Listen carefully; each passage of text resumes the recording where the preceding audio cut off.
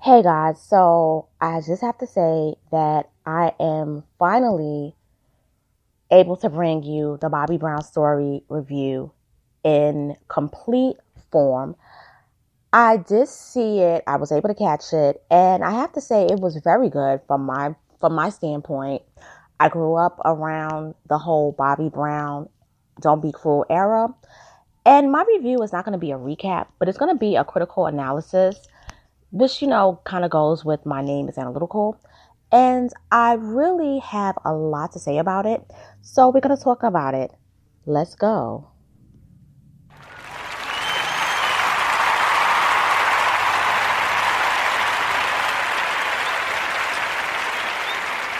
Hey guys, this is your girl, Miss Analytical, and I'm coming to you straight out of NYC on this beautiful Wednesday afternoon here in Harlem.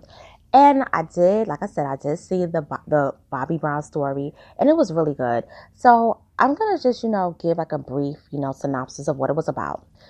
It really was about a young man who came out of the inner cities of Boston, the Roxbury area of Boston, Massachusetts, who defied the odds to become one of the most groundbreaking R&B performers of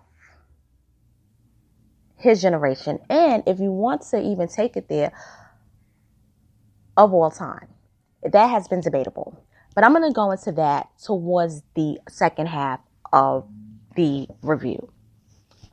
So the synopsis starts out with the story starts out with Bobby Brown. He's being drugged into the hospital emergency room on a gurney because he has just overdosed on drugs. And Bobby is basically going through the flashbacks of his life, and he's pretty much dealing with the loss. And the theme of this whole movie, believe it or not, is loss. The loss of people. The loss of people that you love. This man has gone through it when it comes to loss. So after he's pulled out, he's being wheeled into the ER emergency room. He goes back to the year 1981 when he lost his grandmother. We don't know what she passed away from, but we know that she died. And he's with his best friend named Jimmy. And Jimmy was like the one person that he could always count on, to get through the days, because the inner cities of Roxbury, Boston, was very tough. So they decided to, go on a bike ride. He's wearing his gray suit. And this is how I'm going to start the analysis. If you know what the color gray represents, it represents the color of uncertainty. It is a mix of black and white. And black represents the physical and white represents the spiritual aspect. But gray is the blend color of the two, and it definitely means uncertain. So it was like Bobby Brown at the age of 11, he didn't know which way that he was going to go with his life. So Jimmy and him are riding their bikes, and they bump into the neighborhood bully. And the neighborhood bully basically tries to pick a fight with Bobby, and Bobby has just gone through it with losing his grandmother. So his friend Jimmy's like, no, you're not going to mess with my boy. You're going to leave me alone. And so he threatens to fight Jimmy. Now, Bobby's like, no, man, don't get involved. Let it go. So Jimmy's like, no, I'm not letting it go. So he fights the guy, and a knife accidentally drops out of his pocket. So his friend actually picks it up, and instead of throwing it in the garbage, he gives the knife to his friend, and the friend pushes the guy into Jimmy and stabs him. So it wasn't first degree murder, but it was I would say definitely like second degree manslaughter. But I know in the state of Boston, maybe not that time, Boston don't play. I mean, state of Massachusetts, Boston don't play. Massachusetts don't play. They will definitely get you for life without parole for first degree murder. We don't know what happened to that according to the movie, but Bobby basically drugged the boy to his mother's house, and his mother basically finds out that her son is basically losing blood. He got stabbed, and we know that he becomes a casualty of the inner city struggle, conflict, murder, all that stuff. So it really changes the course of Bobby Brown's life And it really shapes his mentality, so to speak, because whatever innocence he had left, it was gone from the day Jimmy died. So we go from 81 to 85. And he just gets kicked out of New Edition. And he doesn't have anywhere to go, except for his whole thing is, well, I'm not really in high school right now because I was doing all this touring. Let me go in back and deal drugs. So his mother and his father saying, what's up with that solo deal that MCA was supposed to be giving you? And so he's like, well, I don't really know what it is, but right now I'm not even thinking about that. And they were like, but you got a kid on the way, Bobby. You better be thinking about something because you're not going to just be shacking up in this house and not doing anything with your life, which I totally agreed. So Bobby is still not knowing what he's going to do for himself. And so he goes to this party, and at the party, he's talking to this girl, and the guy basically is light skinned, and he definitely bumps into Bobby, but he's not bumping into Bobby so much because he's just part of New Edition and he got kicked out. He's doing that to him because he's dark skinned. He was selling drugs, and they're like robbing drug dealers. So he was picking on him. So Bobby basically had a gun in his waist, and basically it goes off, and everybody's running, and everybody's scouring around, and Bobby knows how to escape conflict. I'm telling you, he knows how to escape conflict, and I'm going to get into that shortly. So once that happens, Bobby realizes, okay, I don't think I'm really, really cut out for drug dealing. I think I'm going to go back into the studio and make some music, but I need to basically finalize the solo deal with MCA. So we all know what happened with Michael Rappaport. He was stealing New Edition's money. We all know from the New Edition story that they replaced him with Johnny Gill. So we're not going to talk about that. But we are going to talk about a man by the name of Lou Silas. And he worked for MCA, and he was the person that basically helped to give Bobby Brown that production for that first album. And Tank's character is the man who finalized that solo deal with MCA. And if you know about Silas introduced Shantae Moore to the world because he goes on to create Silas Records. So Bobby Brown, fast forward, Bobby Brown released his first album, Bobby Brown, which it didn't do anything, to be honest with you. But he does have a song called Girlfriend. Girlfriend blows up. It becomes number one. But Bobby Brown's brother, who is played by Mekhi Phifer, who did a damn good job, his brother was working in a blue-collar job. And he's asked to become manager. He doesn't go out his way to be a manager. He is asked to be Bobby Brown's manager because he's his older brother, and he was like a fan of R&B music, and he saw what was going on when he was in New Edition with them playing him with his money. And so his brother basically decided to quit his job and become his manager. So when they're at the set of the Girlfriend video, his brother, Tommy, is like, why would you choose a slow song as Bobby Brown's first single as a solo artist off that album? You should have chosen an up-tempo beat. Then you choose a slow record, which I totally agree. That's like the R&B formula. And he said that to Mr. Silas, and Silas was looking at him like, don't worry, I got this. Okay, now, Mr. Silas was right. The song goes number one. But after the other songs that they release, they don't do anything. And so Tommy is like, no, we can't use you for no productions or anymore. For the second album, we got to erase this whole formula you got, and we got to get some other new producers. So he talks to Ralph Tresvant, Bobby Brown, and in the studio. And he's like, my first album really didn't do so good because I didn't have the right sound. So Ralph says, Bobby, you're going to be the biggest thing to come out of New Edition. And Bobby is still having doubts because if you remember from the New Edition story, everything was supposed to go as planned for Ralph Tresvant to be the next big thing. But it doesn't happen like that. It happens for Bobby Brown. So Bobby Brown, he doesn't start to believe it still. Now, he meets with Babyface and L.A. Reid. And their look was kind of weird, but they did bring some really good songs into the production. And he was being himself, where he wanted to talk, of the Rock With You song. He does that poem, which that made the song. And he was like, guys, let me do my own thing, because they were critical of him. They wanted to infuse their sound to his album. But he was like, I have my own sound too. I want to bring my own uniqueness to this, because this is my second album. If I don't blow up, I'm never going to be big.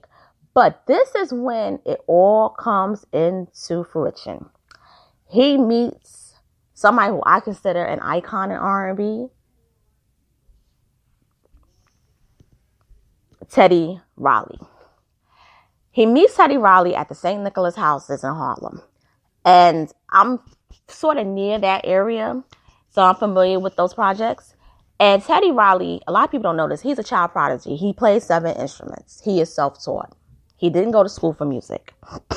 And Teddy Riley and him have this conversation, which is, hey, are you comfortable with working with me inside, these projects? And Bobby Brown's like, what? He was like, I was raised in a project. Matter of fact, I still live in a project. And Teddy Riley's like, you lying. He was like, nah. He was like, trust me, I'm using. He said, the only difference between your projects and my projects is that your projects in New York are very tall. Ours in Boston are very, very, very small. Okay, y'all just like high rises. So they talk about the music. He was like, how come you choose to produce in your apartment? He said, because this is where the best acoustics are. And that was a very, very good point, because if you're familiar with New Jack Swing, it was all about acoustics. It was all about the instruments and organic sound, but it was also about the acoustics as well. So this is when he starts to really believe that he could really blow up, because Teddy Riley's like, I can give you that sound that can take you far. All you got to do is just work with me. And we could basically make history together. And they did that on that album, because once they packaged it and it blew up, that album goes on to sell during its promotion 7 million copies in the United States. It is the second best-selling R&B album after Michael Jackson's Thriller. Okay? So he blows up, he becomes big, and this is where we start to see him moving into his mansion. He's getting his money.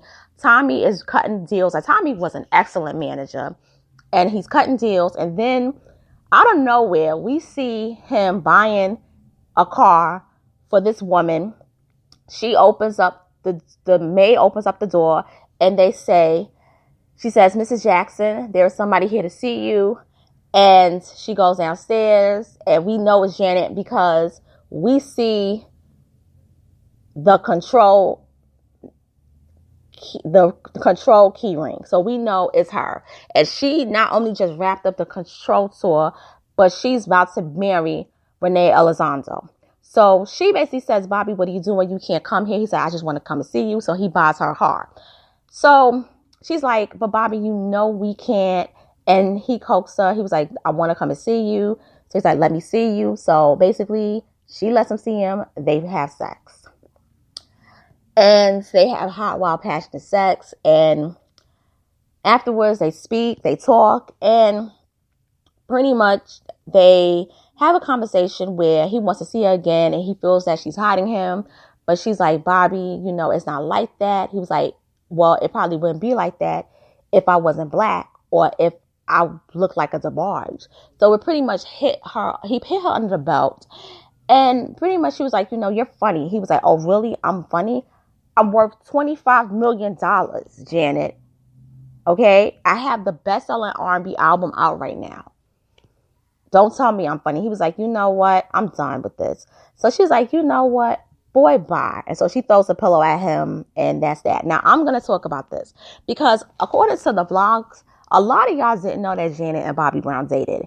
But this person right here, me, I knew it because I grew up in that era. And I remember when they used to go out on dates, they used to be taking photos together. They used to be on the cover of Right On magazine, Word Up together, and they were seeing each other.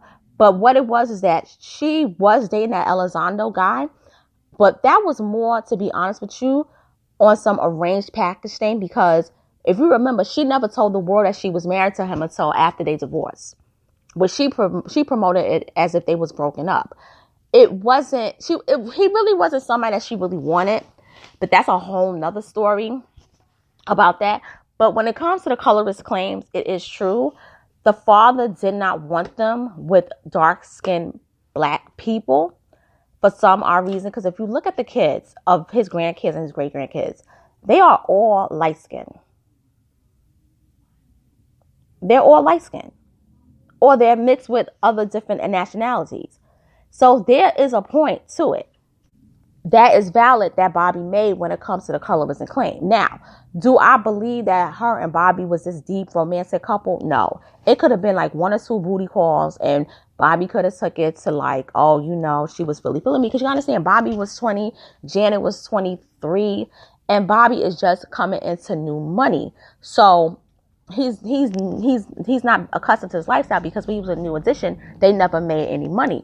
So now he's the toast of the town, and he's the bad boy of R&B, and he's bringing a whole new sound to R&B. So, and it's working, and he is being applauded for it, and he's being paid very, very generous, and he's rewarded for it. So it's like being around people who have been accustomed to a certain lifestyle for about, you could say, a good 15 years. For him, it's sort of like it wouldn't work for him to be in her world. He didn't really fit in.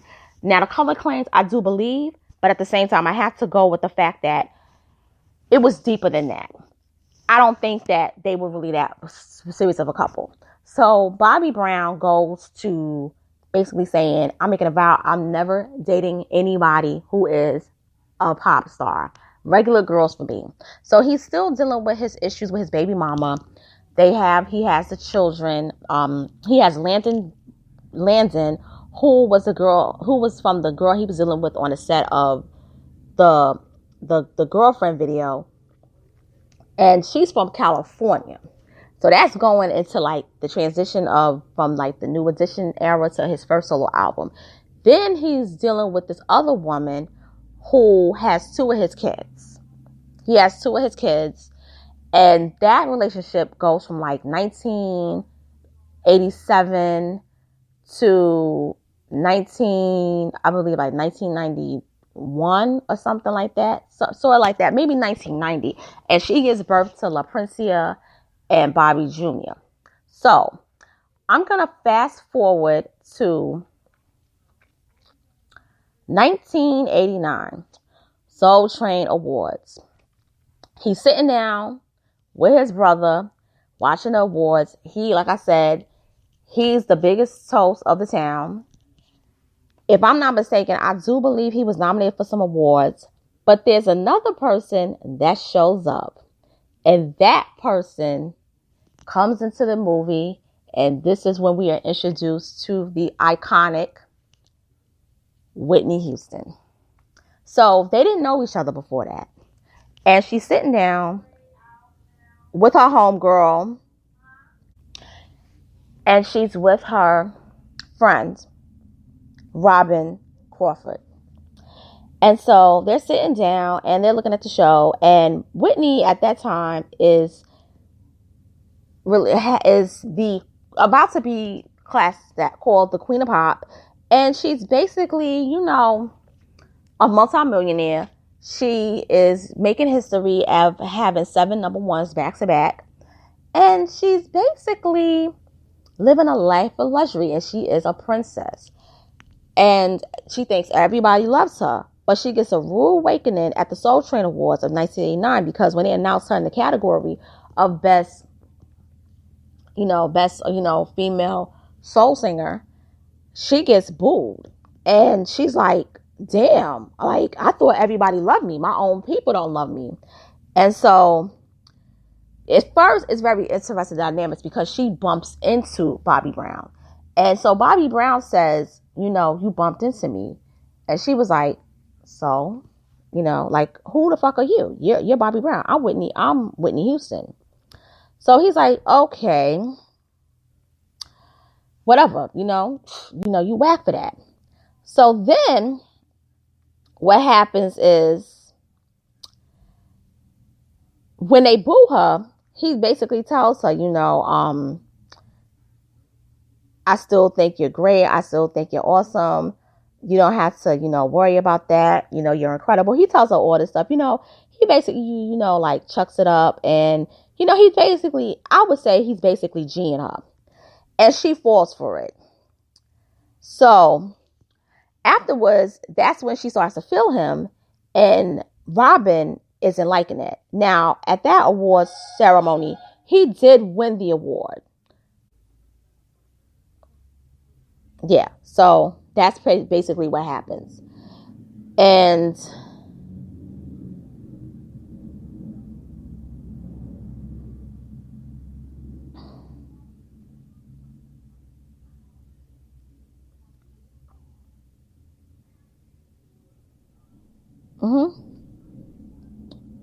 yeah.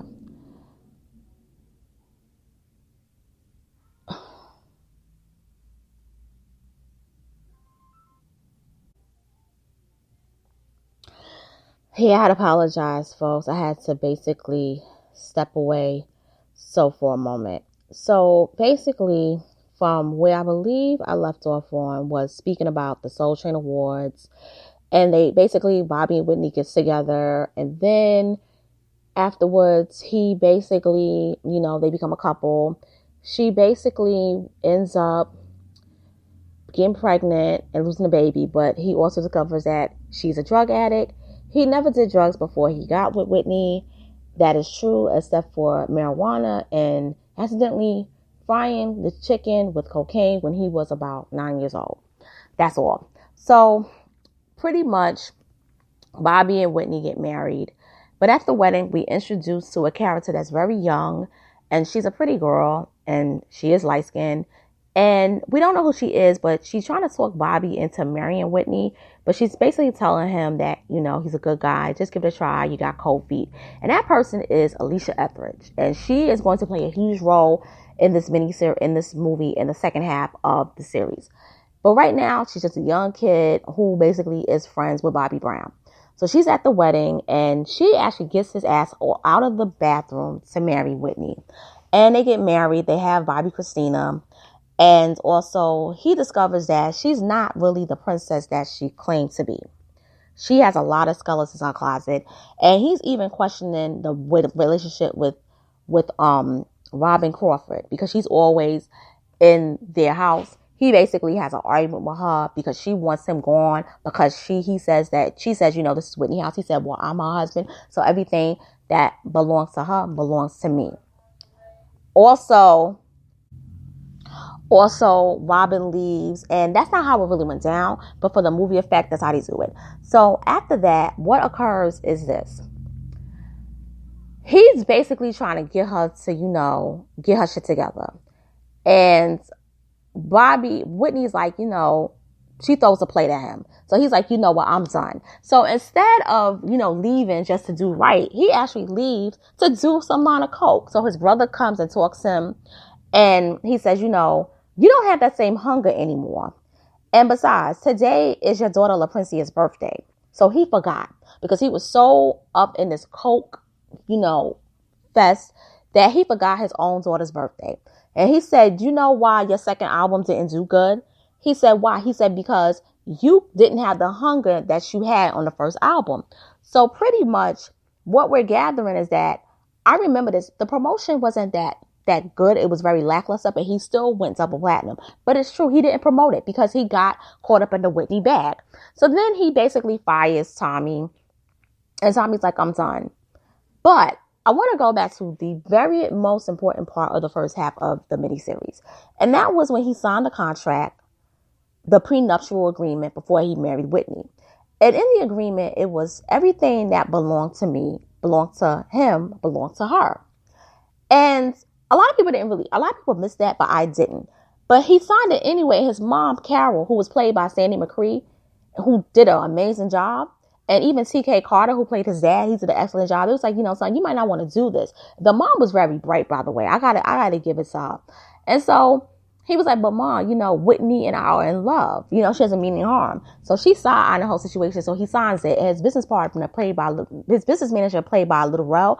He's not really the best, to be honest with you. He's just getting paid off of Bobby Brown money. So he's basically just happy he got a job. That's what I gathered from his character. Nothing more from him. So basically, when you hear him talks about, whatever belongs to Whitney belongs to me, it goes back to that contract. So to wrap things up, Bobby Brown has a sister who's about to get married, and the fiance is played by the guy who used to do the shows with Tyler Perry, Lance. I can't think of his last name, but his first name is Lance. He was real handsome back in the day. He's basically a drug dealer. And I remember this story through and through, but the timeline is not matching. This incident happened in summer 92. They got it like it happened in 94. So Bobby Brown and his guy, they're basically meeting up and hanging out for drinks. And he's basically saying, I really think your sister's the one. And I'm really in love with her and I really want to marry her. So Bobby's like, I'm really feeling you. And he was like, meeting you guys really saved my life. You saved me from like the way I was going. So they're talking and everything. And Bobby's not doing drugs that night. He's actually just drinking, hanging out with his future brother-in-law. So they get in the car and they drive away. They about to drive away. But the guy played by Lance Gross, he says, Bobby, duck. So Bobby ducks, but he takes the bullet for Bobby. And I'm gathering that they were on to him and they will kill him anyway. But I remember this story, and it was a drug deal. And Bobby got away unscathed. It was a drug deal. I remember this through and through. It was the summer of 92. And, he takes him to the hospital and, he dies. And Bobby is basically crying. And the sister's like, I hate you, Bobby, hate you, Bobby. And everybody's consoling Bobby. And he's trying to console them. But basically, it's like, yo, why the fuck everything is happening with you, Bobby? So that's why I'm saying this is a theme. The movie is dealing with the theme of loss of loved ones and so forth. So I'm going to basically sum it up by this. I really thought the first part of the miniseries was very good. I really gather that the whole focus of this was to basically validate Bobby's claims of not being the bad guy, of not being the person who brought down Whitney Houston. And I always believed it. I know people who personally know Bobby Brown, and they said, this man is not the bad guy that people think he is. And in the second part, you do see why he should have been vindicated a long time ago. But I'm going to say that I really like the fact that they did focus on his solo career and the building up to that. This man does not get the credit of being an R&B star that he was. And I feel as though Bobby Brown could have been an R&B icon. I really do. If he would have just had that same hunger and drive that he had in the first beginning of his career. And with that being said, this is your girl, Miss Analytical, signing off. I'm going to do the second part of this review. But I'm gonna make a comment after that because I'm gonna tell you guys I have something coming up. And stay tuned. Thank you and have a wonderful day.